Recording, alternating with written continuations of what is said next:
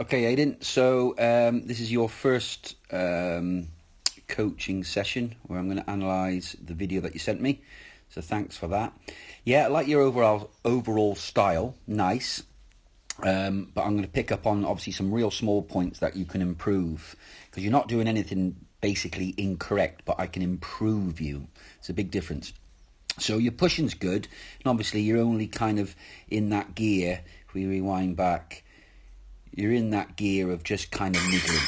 So I wouldn't be looking at too much, getting a better kind of under and over motion with your pushing, because you're just niggling, you're keeping your hands on the horse's neck, you're not having to come under and push over, if that makes sense. If you think about how a horse gallops, he grabs the ground, pulls his head back up, grabs the ground, pulls his head up, grabs the ground. Hope that makes sense. So when you're pushing, think about it, when you're pushing, you shoot forward with your hands. Obviously you don't want to have your hands off the neck as such, but when you're in a finish and you're in the full drive, you think about it, when you take your hands forward, you've got to bring them back to take them forward again. So from point A to point B, how you getting your hands there, okay? And then how do you get your hands back? So you've either got the first option, which is, you come from here to here. You either go back on the same line, okay, or you come back over, or you come under. It's 3 ways. That's the only 3 ways you can come back with your hands to then push forward again.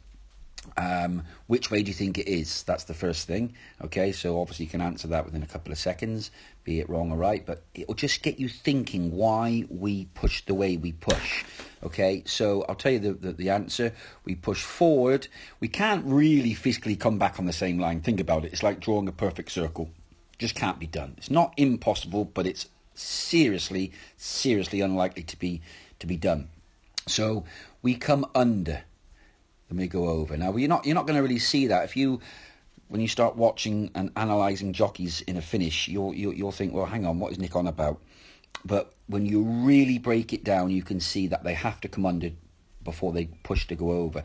Because if it was doing this way, you'd be going backwards. You'd be rowing, wouldn't you? Think about it. Okay, so it's just being aware of that's what you're doing. Okay, so you can work on that and know why you're doing it.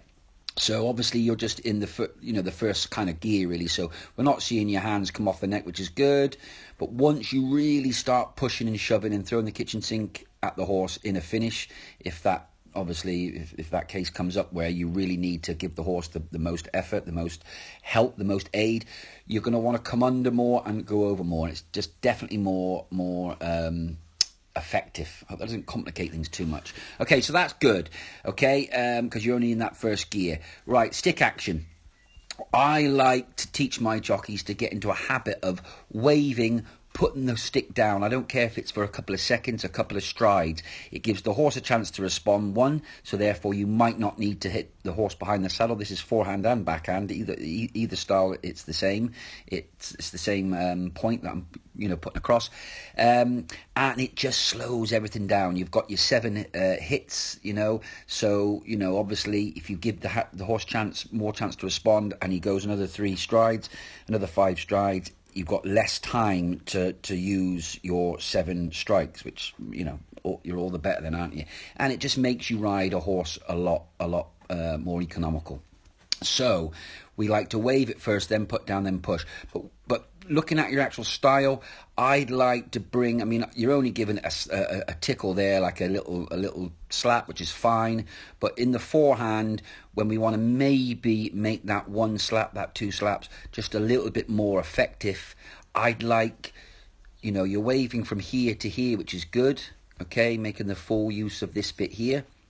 But before you strike, I like to come behind what I call the trigger.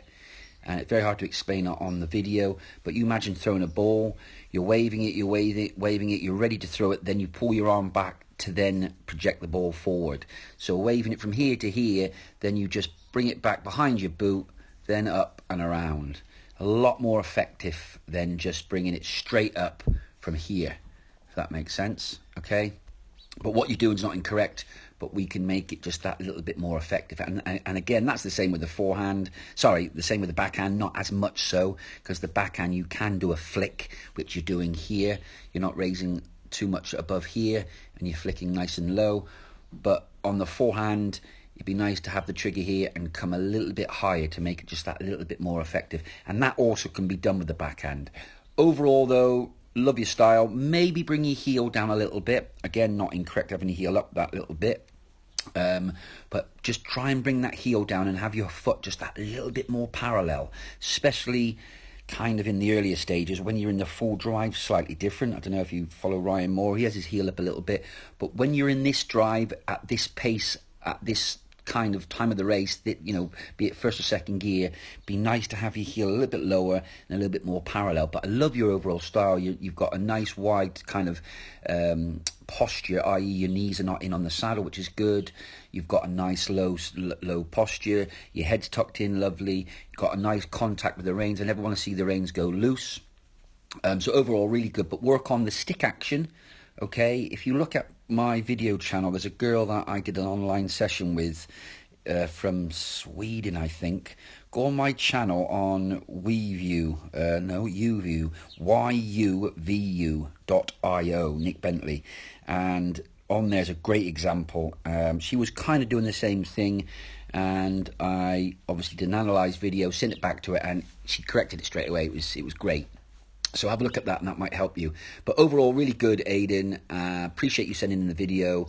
And let's take it from here, and hopefully we'll go forward and look at your next video with those amendments and those improvements. Take care. Thanks a lot. Bye-bye.